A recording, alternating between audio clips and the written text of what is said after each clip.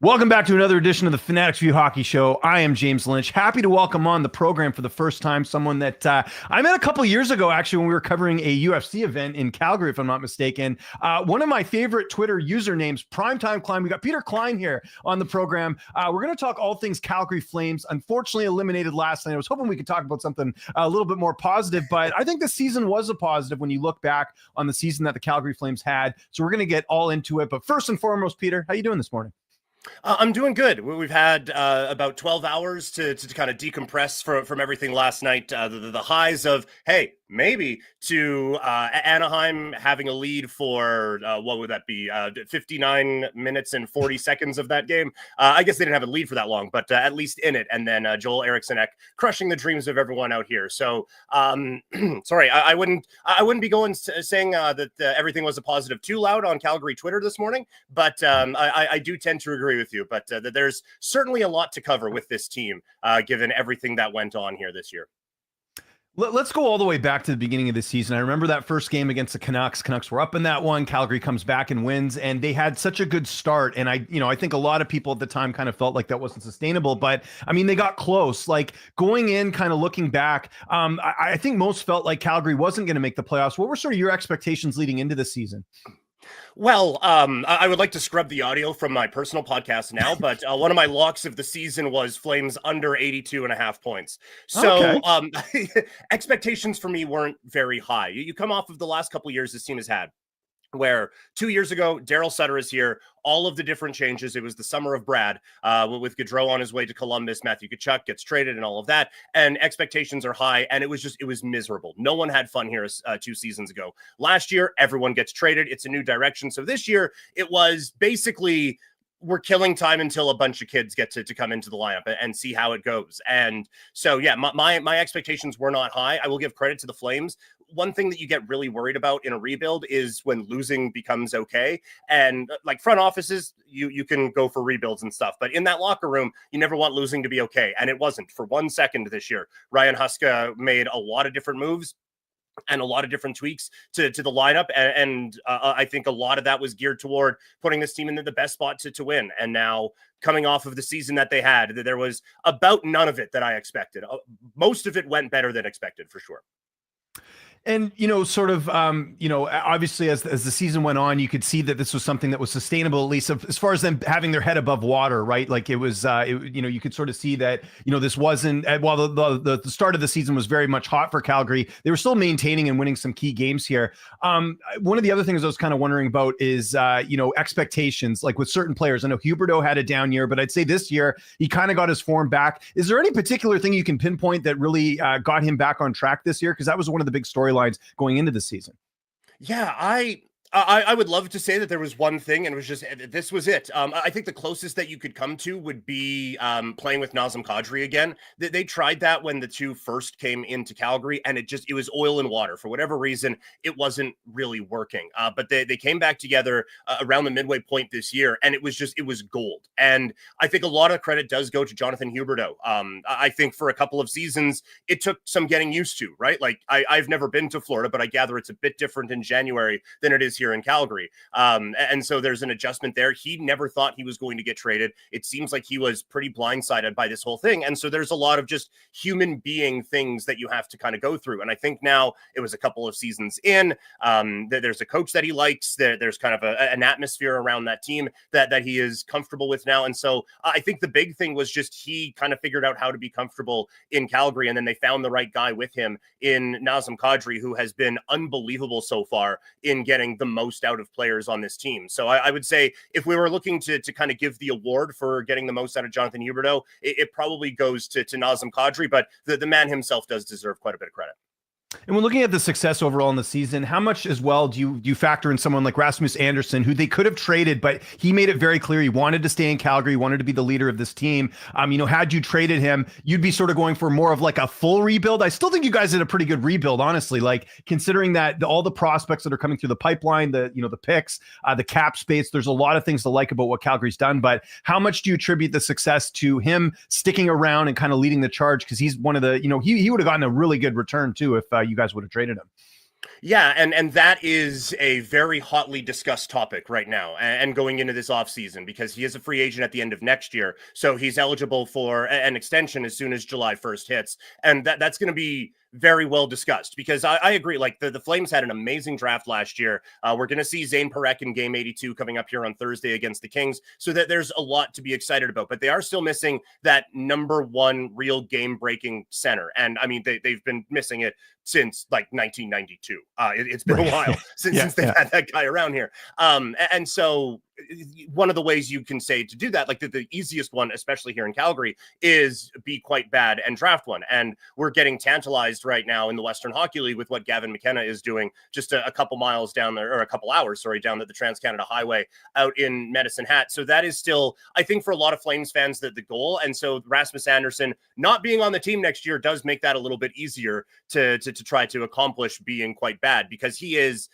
everything that you would want, I think, from a defenseman. And you look at, he was banged up toward the back part of the season, and it had to be incredibly frustrating, because this is the time of year that he really thrives on. And you could see going into this season, he was a different guy, scoring the goals and finding a fan in the wrong team's jersey and just staring him down. Like, there was a different kind of a swagger, I guess, for lack of a better term, around this guy. And he carried that on throughout the season. And I think when you are looking at bringing in a Parekh next year, or we'll see about Brustavich, but like guys like Kuznetsov and Solovyov, they have, I think, a perfect mentor in Erasmus Anderson. And so I do think that he gets quite a bit of credit, at least certainly in the beginning part of the season, but then kind of, again, part of setting that tone for what this team really wanted to do this season. I think he should get quite a bit of credit for that as well. Yeah. Take a quick pause on the Flames talk. We got a couple questions coming in here. Got to mention, shout out to my guy Ghost, who says, who do you believe is the favorite to win the cup? Also, who would you personally like to see win? So we are still waiting for a few things to kind of unfold in the East, but it's pretty much set. The juggernaut teams are kind of in, and the teams that are there. I'll answer this first. Who do I think is going to win the cup? It's tough, man. Like, there's so many good teams. I think, this was the pick I had, once after the trade deadline, and I'm going to stick with it. I think Dallas can do it this year. This is the one year that they've gone out and made a big swing. It worked out for them in getting, obviously Mikko Rantanen. So for me, that is, I think, a really strong contender. And then who would I like to see win the cup? Washington, maybe, just with the whole thing that's gone on with Ovechkin this year. They had such a, obviously last year they were kind of made fun of. They got in the playoffs and they really shouldn't have, and they got smoked, and everyone's like, oh, this team's terrible. And, Spencer Carberry, I'm just a big fan of the way he coaches and all that. So I think for me personally, Washington, but I wouldn't mind Dallas winning either. The owner's local from here, I believe, in Vancouver, where I live. So wouldn't mind that either. But what about you? What's your answer to that question? Yeah, I think it's tough, because I think the best teams in the playoffs, quite a few of them, and maybe this is a bias, but I think that the West playoff, there are some just juggernauts here. And so you would think that the favor would come from here, but they're going to beat the tar out of each other for 3 rounds to get to the cup final. So sorry, apparently I'm very choked up about it this morning. It's okay. It's emotional. I get it.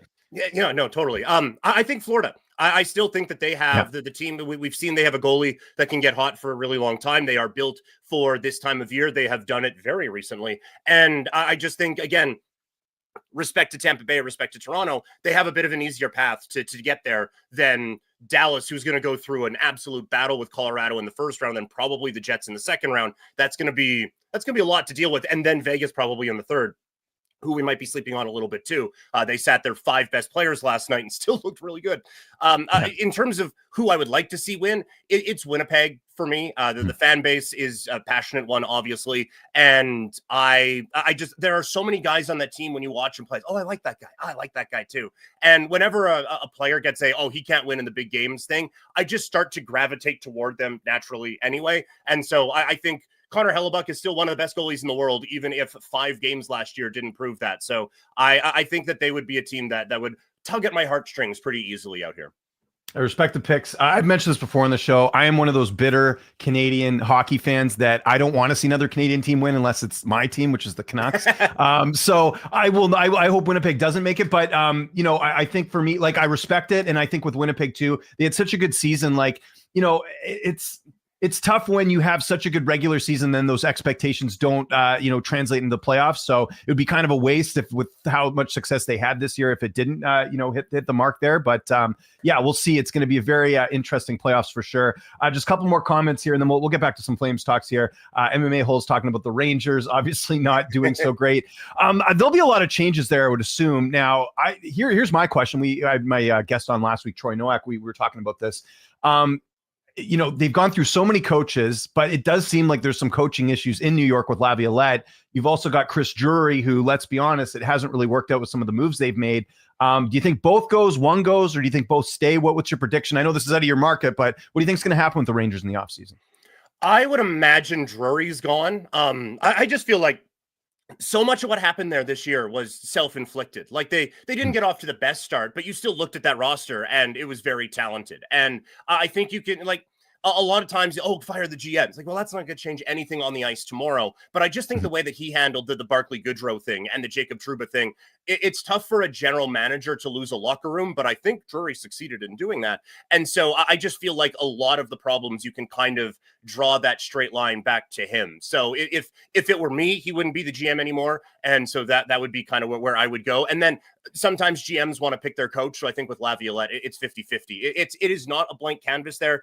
They still have some very, very talented players on that team, which is why this year was so surprising. I think when you have a goalie as good as they do, you're never totally out of it. So I think it'll be a bit of a quicker fix out there, but I would be trusting someone else to make the fixing.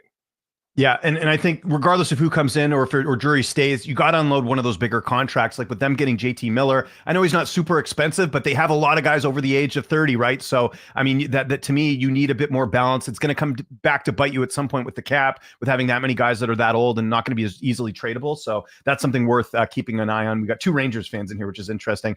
Quickly, and then we'll get back to Calgary.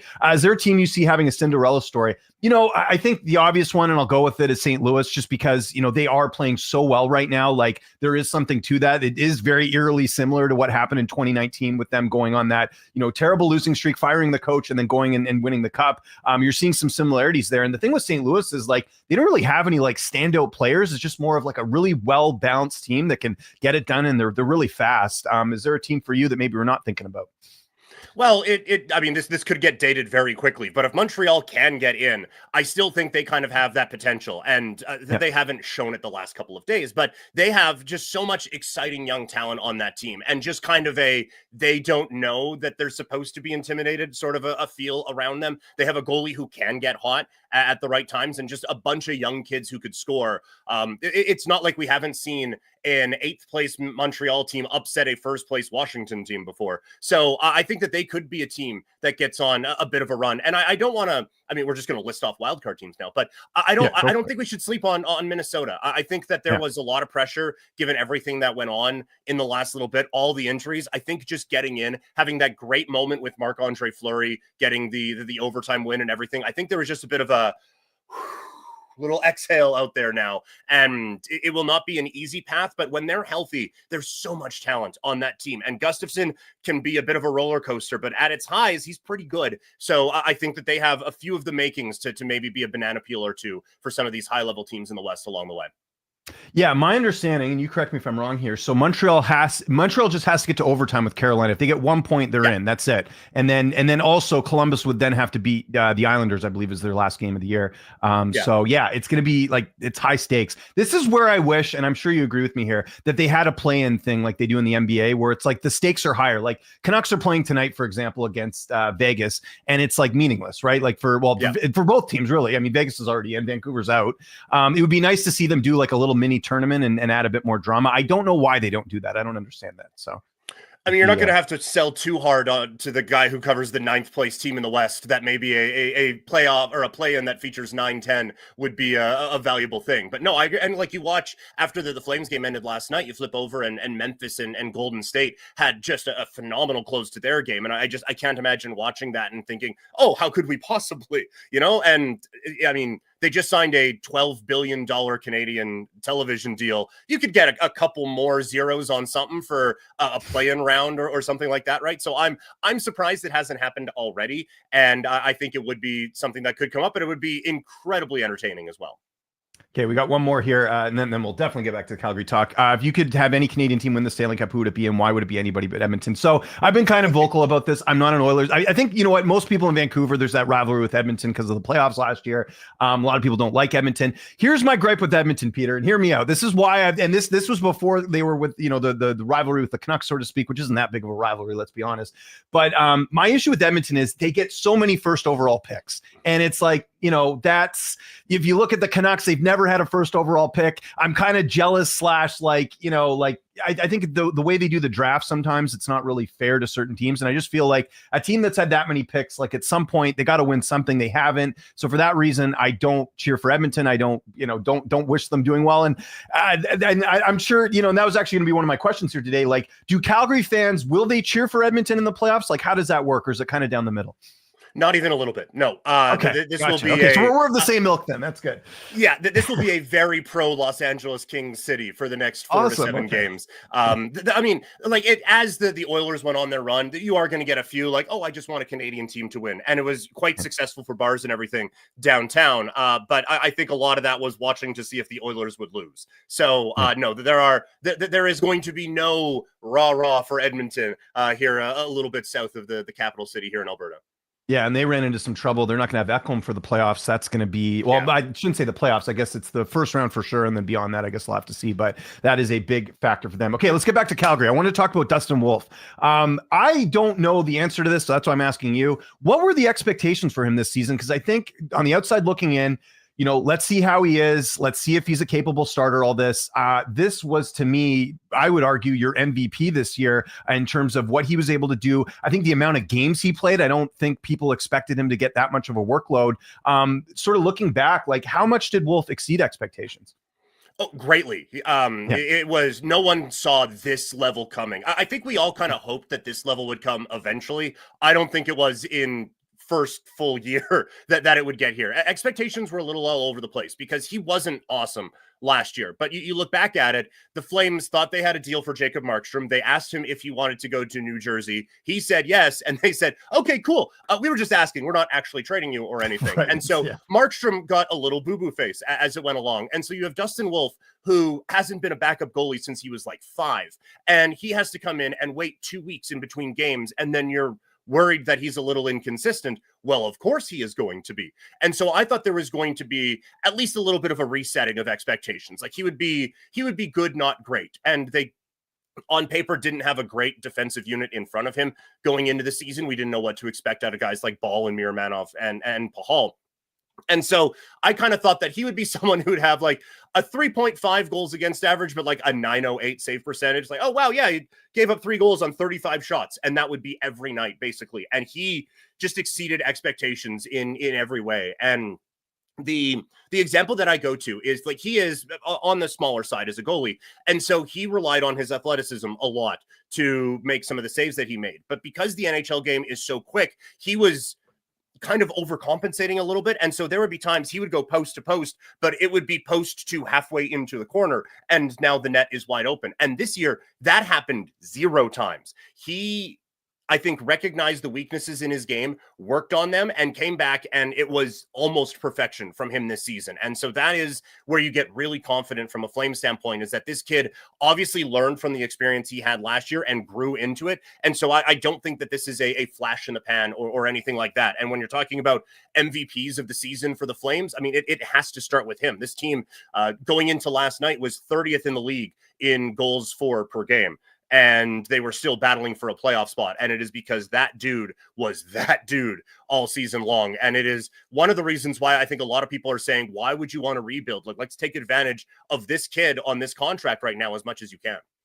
Yeah, he's $850K, I think, for the year, at least another season. So huge bargain there. And that kind of leads me to my next question. What are some of the expectations in the offseason for the Flames? Like, what are some needs? I'm just looking here on Cap Friendly, or not Cap Friendly, Puckpedia. That's the new Cap Friendly, I should say. Yeah. You guys got to, I mean, if you look at the roster overall, a lot of players tied up, to some good contracts here. It doesn't seem like there's a ton you need. Is there, you mentioned a center, but what are some expectations, or what are some priorities, I should say, for the Flames in the offseason? Well, for overall, just getting high-end talent. I think when you look at this team, like the Huberdeau contract is not a good one. At least he kind of came back around on it a little bit. But aside from that, like that is the only real albatross they have, and it's still, I think it's $17 million in cap space, which led to the hilarious, like when you accrue it all together, they have $1 billion in cap space right now, Yeah, which is a little bit funny. Yeah. So there's that they have a little bit of wiggle room for next year. But I think the main thing is they just need high level talent on this team. And we have seen that that is a little bit difficult to convince to come to Calgary. And so there are some, I kind of made the joke last night, like, oh, just get Marner and Besser and you'll be fine, because goal scoring was a bit of a problem. There is still a very vocal contingent that maybe isn't wrong, saying that this year was fun and that's great. Let's not take this as the norm, though, and still recognize that there is some building to do. So this one really depends on what side of the fence you come down on. There are going to be a lot of people who will be saying that the need for the Flames this offseason is to trade everything not bolted to the ground and see if you can tank going into next season. And so that's why I say just the overall need for this team is just high-level talent. And if you're getting it through the draft, phenomenal. If you are getting it through the draft next year, great. If you are getting it through free agency or trade, that is fine too. They just need some high-level game breakers on this team. We are presuming that Parekh is going to be that guy at some point here. Given the non-NHL games he's played so far, it might be a little bit, but they have a good foundation set. And when you look at last night, Huberdeau, Kadri, and Klapka, it was a good line. They played well together.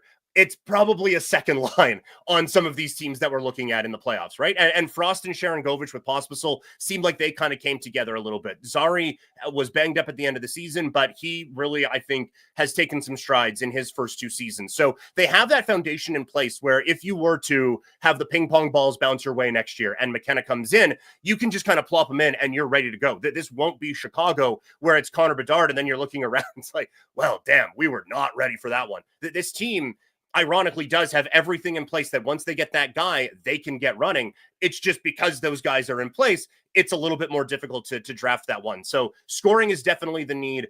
If it comes from the center position, that is phenomenal as well. And just for lack of a better term, guys who are awesome is basically what this team needs right now, because that foundation is there. It's just the high level that they're missing now. Yeah, which is going to be tough to do because this is not a great UFA class. If you look at some of the names that are out there right now, and there's a lot of good RFAs, and that's something I'm really interested in. Are we going to have another situation like the Dylan Holloway and Broberg in Edmonton last year? I wouldn't be surprised if we see at least an offer sheet or two. So that'll be interesting. I guess sort of looking at the roster now, I'm looking at Anthony Mantha. Obviously, tough season for him. He was injured most of it. Is there anyone you don't think will be back with the team, or someone you could see as a possible trade candidate for Calgary in the offseason? That is an interesting question, because a lot of the ones that you would consider trade candidates are ones that have, as you see on Puckpedia, they got little symbols beside them. Like Blake Coleman is excellent in the locker room, and he is a real leader on this team. But he is also it is becoming a little bit less effective now. And he and Backlund are great, and this is not besmirching him at all. It is just we saw what value he can bring, and I think that is more valuable on a team closer to contending than the Flames. So I could see him being involved in some conversations this year. And then I think Joel Hanley on the back end there was just an absolute reclamation project. He was brought in, as I like to say, the designated popcorn eater this year, as just the seventh defenseman. Place him in there, and if someone gets a hangnail and can't play for a night or two, he can come in instead of worrying about call-ups or anything like that. I believe, yeah, he's an expiring contract. I think that he probably earned a bit of a pay raise, and I don't think the Flames, given a lot of the defensive talent they have with the Wranglers and up in the system, I think that that's one that probably easily kind of goes away. And so those are a couple of kind of the nibbling ones. If they can move from Miramanov, I think they would. He had a good start to the year, but it really faded very, very quickly. The big conversation is going to be on Rasmus Andersson. That contract is very affordable, and I think that there is a desire from the Flames to sign him for a long-term contract. If he doesn't want to be here, then you can trade a number one right shot defenseman at $4.5 million and get quite a bit back. And then you have Zane Parekh, who, again, you are hoping is going to be great next year, that can kind of just fall right into that spot and be fine. So I think that the biggest name that would probably be on the move would be a Rasmus Andersson, and then it would just be a few of the kind of tweaking ones going forward. Yeah, and you look at someone like Marcus Pettersson last year, for example, who got a first-round pick out of Vancouver to, was part of the obviously was part of the Miller trade. Defensemen are going for a high, price tag Mhm. these days. We've seen a lot of that this year. Is Dan Vladar going to be back next year? As far as the backup goes, I don't know if he's happy there. He's 27, or do you think they're going to look elsewhere in the backup position? I think they would like to keep him, and Yeah. I think it kind of depends on what his wants are, because he showed flashes of being a guy who could be at least a 1B at times, but he also showed some flashes of a guy who could be a 1B in the American Hockey League. Like it was a bit all over the place, and so I think he's a good backup. He is reliable. You can put him in there. I think that they are still going to. I don't think we're going to see Mika Kiprasov-esque 73 games for Dustin Wolf next year or anything like that. So Vladar is still someone you trust to go in for 30, 35 games and be fine. So I think that there would be an appetite to bring him back. He seemed to enjoy himself here. It seems like that this was the best run that he has had. So I think that there could be a bit of a mutual want and desire to keep him here. So I would not be surprised if he is still with the Flames next season. By the way, how funny is it? I was just thinking about this the other day. Lindholm and Zadorov wanted out of Calgary because they didn't want to be part of a rebuild. Now they're basically doing that in Boston now. Kind of Yeah. backfired on them a little bit, huh? Because we had him in Vancouver, and I was I didn't like Lindholm at all. Like I didn't think he was good in the playoffs, but I just don't think he will ever be the Lindholm that we saw with Gaudreau back in the day. And Zadorov I would have liked back, but I'm not going to pay $5 million for a third, fourth pair defenseman. He brings obviously that physical element too, but I wasn't too upset with them moving on. I just think it's kind of funny now that they're on a Boston team that's basically doing the same thing as Calgary at this point, right? Yeah, that's been noted out here. And Yeah. specifically Zadorov, like how frustrated can you get with the guy? He is likable. He crashes into things. He is like Bill Simmons writes about these guys. He is the irrational confidence guy of all irrational confidence guys. I made the joke last year during the playoffs when the Canucks were kind of going through their wobble. Talkett would go into the room, guys, we need our best players to step up. And Zadorov would be the first one to stand up. You're right, coach. I know I got to be better. Like he views himself as one of those top guys. And so that one was just like, okay, whatever. But Lindholm, Yeah. because it was so good, and you kind of hoped that, okay, those guys are gone, but now it was Huberdeau and Lindholm were talking about how they could get Lindholm 50 with the playmaking ability of Huberdeau, and it just never clicked. And by the time that trade happened to Vancouver, there were people here ready to drive him to the airport. So Yeah. there is no tears being shed for what Elias Lindholm is going through right now. Yeah. And just kind of because we're on the note, and I'm obviously a curious Canucks guy here. Kuzmenko, did he fall out of favor? Because in Vancouver, he fell out of favor because he can play defense. Was that sort of the same thing there? Because I did notice when he was with you guys, and I love Kuzmenko when he's on. He's exciting. I mean, he's thriving right now in LA. I think that's a perfect fit for him. But was it because he wasn't playing defense? Like what made him a healthy scratch so much? Well, the defense, you kind of knew that one coming in. The problem was Yeah. he wasn't playing offense either. He Okay. wasn't scoring goals. And we talked about it before. This was a team that desperately needed offense. And he was not providing that in any way. And so, as you are very well aware, when he is not putting the puck in the net or setting up people to do so, there ain't a lot that he is doing. So it was just he wasn't providing a whole lot, and you were having Coronado, who looks like he could be a legitimate goal scorer in this league, right there, and you're taking opportunities away from him. So it just kind of became a bit of a numbers game. But yeah, he fell out of favor here pretty quickly as the season went on. So we talked about off season. We talked about obviously successful players. Was there anyone that sort of disappointed this year? Again, I would consider this year a success for Calgary. They didn't make the playoffs, but again, I kind of felt like in some ways, even getting this close was sort of like playing with house money. Were there any sort of disappointments this year from your perspective?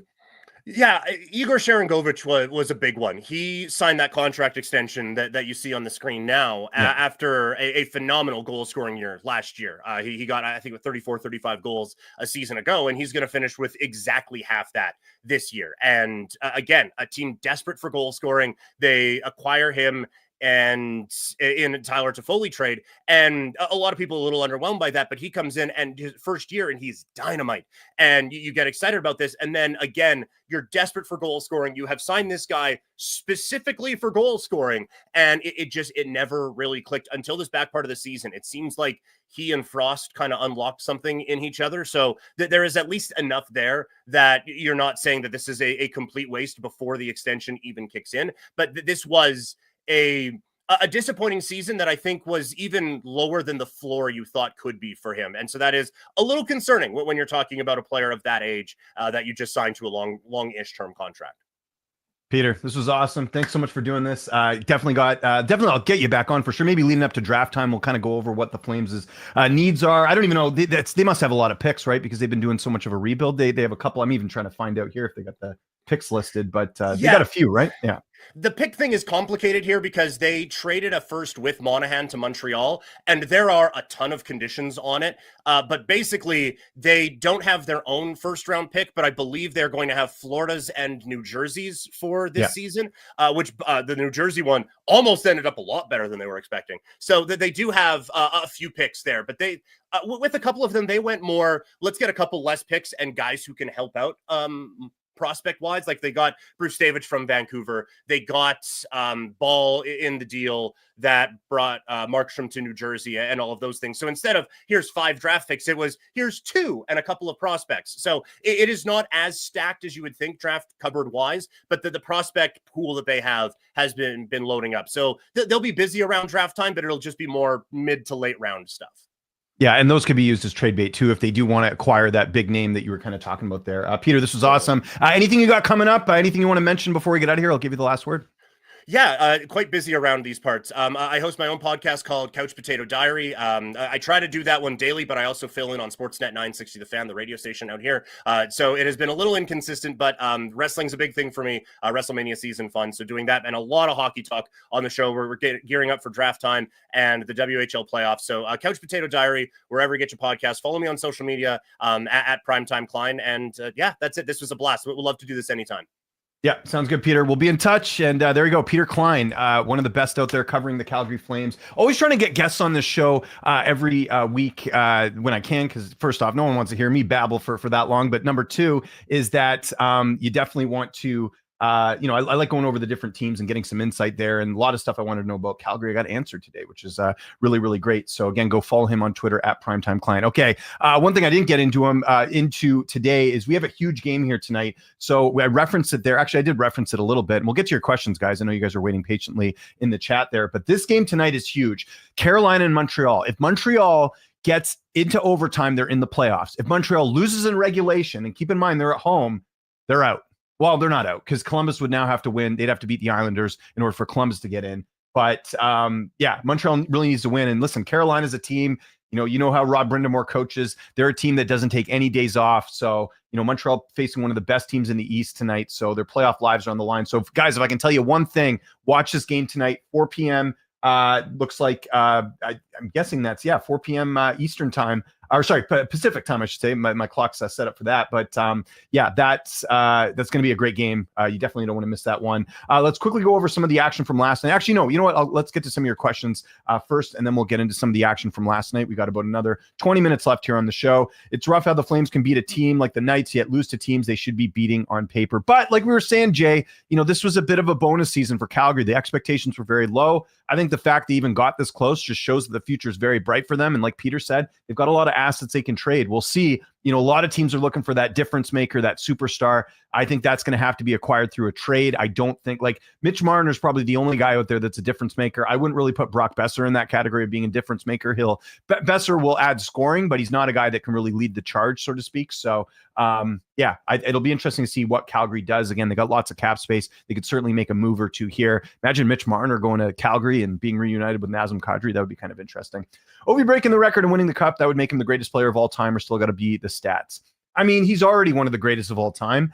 He's already won a cup too. If the Caps win this year, that would just be an incredible story and something I think a lot of people would be into. But we'll see. Washington doesn't really have a ton of playoff experience over the last little bit. They did make it last year, but they didn't get out of the first round. They did win the cup a few years back, but this team is relatively, the team that they have together is not a lot of the same players that were on that cup winning team years back. So we'll see how they adapt as they get into the playoffs and see how they look. And let's look at I think we have some of the matchups already lined up here. So let's look at the NHL 2025 playoff bracket, because this is more important than the games that are going on tonight, right? So let's have a look here. So right now, as things stand right now, we've got Winnipeg and St. Louis. We talked about this with Troy last week, and by the way, I think I'll get Troy back on the show next week. St. Louis could upset I really, and how interesting is this, that it's going to be Hellebuck against Jordan Binnington, a rematch from the Four Nations. So that certainly has a lot that plays into this. You got Dallas and Colorado. Again, you got to love the storylines here. I'm a storyline guy. I love the storylines here. Mikko Rantanen playing his former team. That's going to be fun. Can Dallas get over the hump? I still think Dallas can do it and get it done, especially when it comes to goaltending. Like, I'll take Jake Ottinger any day over Mackenzie Blackwood. You got Vegas and Minnesota. I know Peter talked about Minnesota being a surprise team. I think Vegas has got their number. Vegas is too good. I think Vegas moves on from there. And can the Kings overtake the Oilers? I think, Troy and I talked about this last week on the show. I think it's possible. The Oilers are a bit banged up. McDavid's not 100% either. I think the Kings could do it. So, especially if you're getting plus money on the Kings as far as the betting lines go, that may be worth a stab. So that's what I think about the West. Now, the East is still being decided, but we do have the Battle of Ontario. Man, I'm so excited for this. If you followed hockey as long as I have, the Battle of Ontario back in the late 90s, early 2000s, was so much fun. So it's Toronto, Ottawa. This kind of sucks because I actually like both teams a lot, but someone's got to lose. I think you got to favor Toronto just with that firepower and that experience. But Ottawa's a young, hungry team, and we have yet to see Brady Tkachuk playoff mode activated. Look at his brother Matthew and what he did with Florida. I think you could see some big things here for Brady. He's a physical player. He can score some goals. Very interested to see how he can do against Toronto. You got the Battle of Florida as well. I mean, it's just insane to me that you've got Tampa and Florida playing each other in the first round. Like, that's crazy. And again, I know some of this can change up, with Montreal. Well, actually, no, I think this is set. It's just it's just a matter of who the Capitals are going to be playing. So Capitals could be playing either Montreal or Columbus. But we'll have to keep an eye on that. But yeah, imagine one of these teams is going to lose. Like, Peter talked about Florida being a cup winner. I can see it, but they got to get past Tampa Bay. Who's to say Tampa can't beat Florida? Could absolutely happen. So again, very exciting stuff here. The Capitals and Montreal, I think regardless of who it is, if it's Montreal or Columbus, I think the Capitals should win that. I'd be pretty surprised if they got knocked out in the first round. Montreal is one of kind of those wild card teams where, you've got Montembeault net, you've got a lot of young players. They got Demidov now. You never know, right? Like, this is a team that is a bit of a wild card there. I'd say there's more of a chance of an upset, I think, if Montreal makes it than Columbus, because Columbus is a great team, but I just don't see the goaltending, stacking up to what Washington's got between the pipes between Lindgren and Logan Thompson.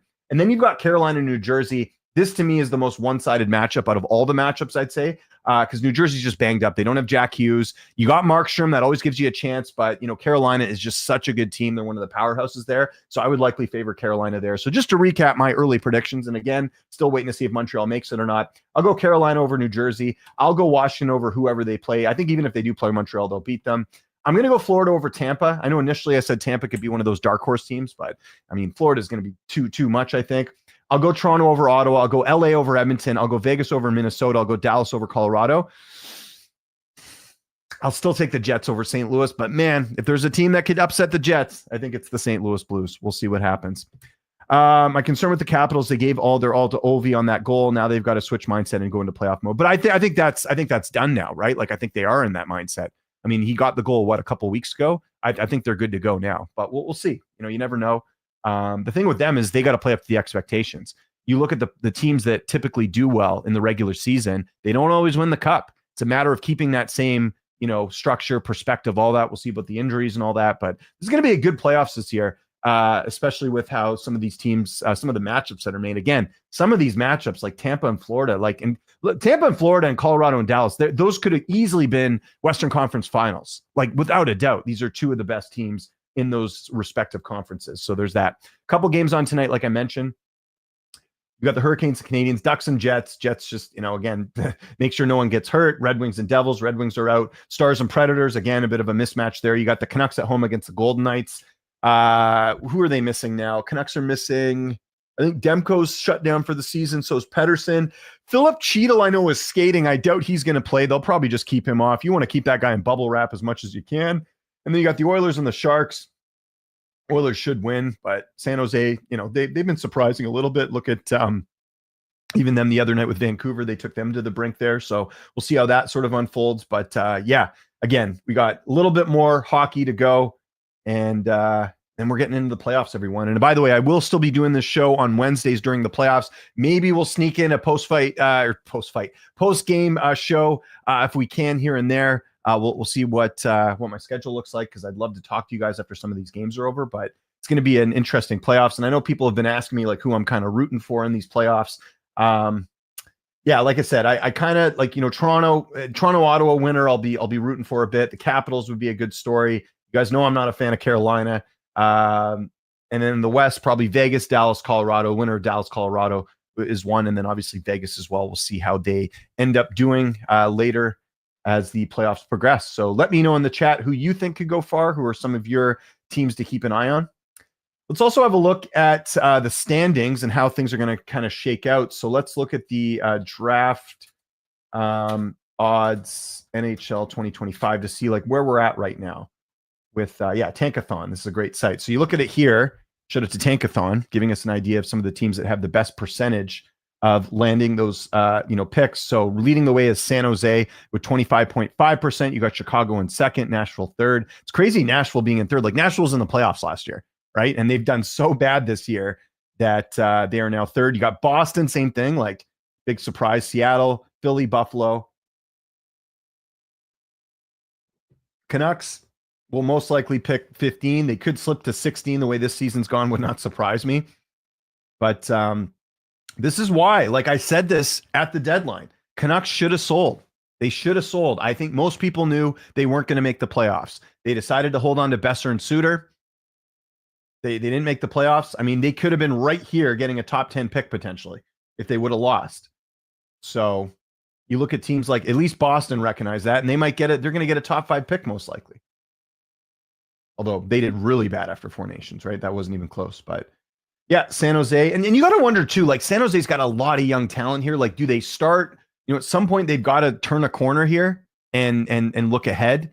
And do you maybe give up some of the youth they already have to add some more pieces? Like they got a Toffoli last year. Like you wonder if they look at adding some more there. I need to find a San Jose Sharks guy, by the way. I want to get some perspective on that. Chicago, same thing. They got to make some big ads. Like I was mentioning, like if you're Chicago, make a run for Mitch Marner.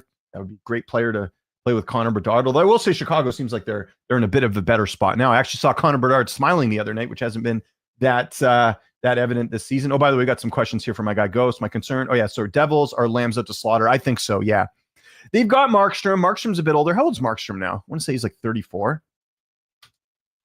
He's up there in age. He is 35, and he'll be 36 next year. So, again, that I think Markstrom's a temporary goalie thing for them now, but they got to start looking ahead to who's going to replace him at some point. You're maybe going to get 3-4 more years out of Markstrom at a high level.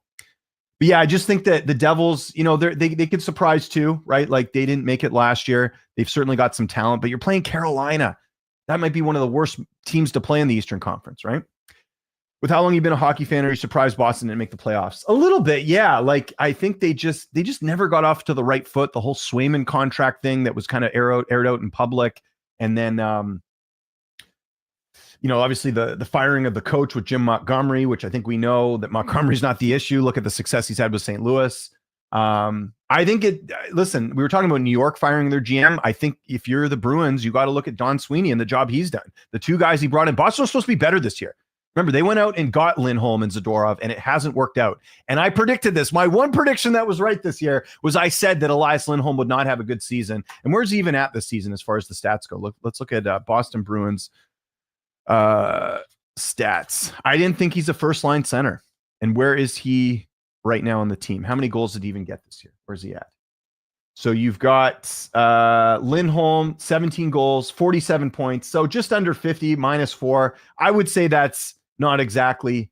I mean, Morgan Geekie got more points than Lindholm. That shouldn't be happening when you've got a guy that's making as much as Lindholm is. And I kind of figured this would happen. Even Zadorov played a bit better, but it's interesting though. His plus minus is 25. Look at this. Mason Lurie is -43 on the team. He's leading the way. That's brutal. I don't think I've seen that on a team, except for like Chicago or whatever. But yeah, we'll have to see what the Bruins end up doing. But yeah, to answer your question, were I surprised the Bruins didn't make it? Of course. I was surprised that Nashville didn't make it. I was, Nashville, another team that was looking to get better. They got worse. They go out and get Stamkos and Jonathan Marchessault, and they're worse. It's just crazy how the league can flip on a dime like that. Do you think Bedard stays in Chicago his whole career, or does he leave his first chance? Well, Bedard's going to be up. When's he up? I think next year. He'll probably sign his extension as an RFA. I mean, they all do, right? Let me have a look at this. So Bedard has Actually, I want to look at the overall team. Let's find Chicago because he's only 19 right now.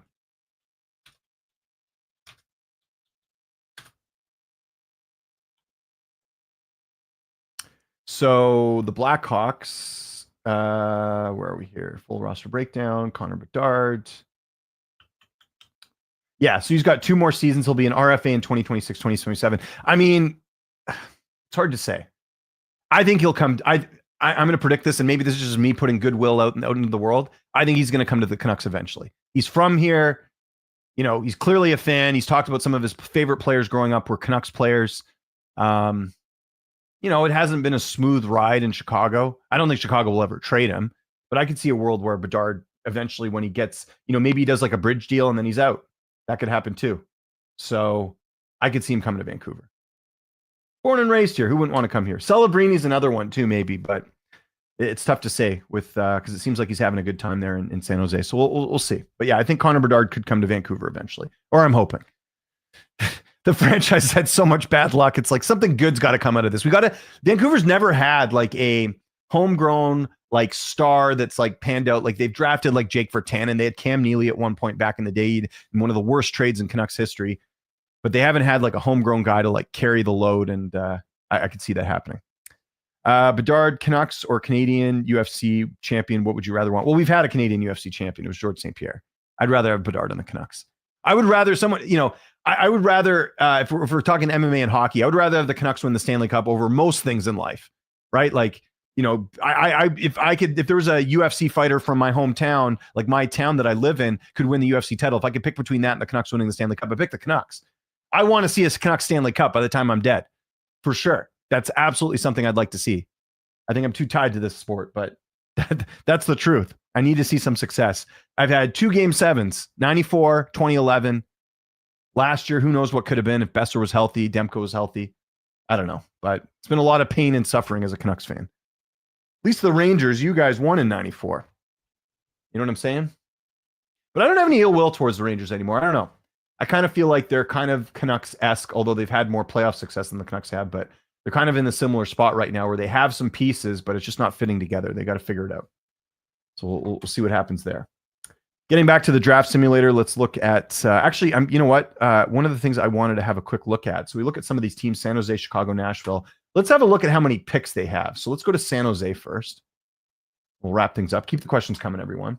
Look at this: 2 first-round picks, 2 first-round picks in 2026. They've got 6 first-round picks the next. Well, they've got the next 2 years. They've got 2 firsts, 2 seconds for the next 2 years. Then same thing. They've got 4th picks. Like they're stacked up there. So San Jose, they're going to trade some of those picks. You'd have to think. Chicago, what are they looking at? I think they're in the similar boat. Look at this. Same thing. 2 first-round picks, 2 first-round picks the year after, 1 first-round pick in 2027. They've got 2 in 2025. They got 3 in 2026. I think one of those is the Canucks second-round pick they gave to get rid of Ilya Mikheyev. You got Nashville. What's Nashville looking at? Nashville's a team. Stamkos, I don't think is going to stick around for this rebuild. They've got 3 first-round picks this year. So that could be something that could be interesting. What about Boston? I think they got a few first-round picks. They got 2 second-rounders. And who else do we got? Let's look at Buffalo. It's always a team I wonder how many picks they got. Not much. They only got their own picks, and they've got a couple seconds. So they gotta do something. What about Vancouver? I don't even know. Vancouver's they've got everything except for a second-round pick in 2027. They need to get more picks. And they could have got some. Trade Brock Besser. Trade Pius Suter. They could have got some picks here, and they didn't. They're going to regret that, in my opinion. All right, let's get maybe like a question or 2 more as we're kind of looking ahead to the playoffs. Again, let me double check when the playoffs actually start. NHL playoffs start.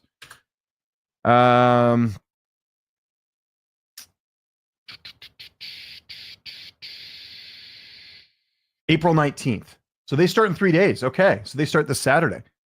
Good to know. I'll be camping this weekend, so I will not be seeing any of the action, but I'll be keeping tabs. Might see if I can get some service and try and get caught up on some of these games. Okay, guys, good time to end the show. Let's chat next week, everyone. Big shout out to my guy Peter Klien for coming on here talking about the Flames. I think we'll get Troy on back next week, or we'll get someone on to talk about the playoffs. We'll have a couple games in there. We can kind of assess, look at how things are early on, and then maybe project for the rest of the playoffs, kind of pick our cup favorites and all that stuff. So really appreciate you tuning in, guys. This is the Fanatics View Hockey Show. If you have any questions, post them in the comments. I'll talk to you guys next week. Thanks so much for tuning in. Talk to you guys soon.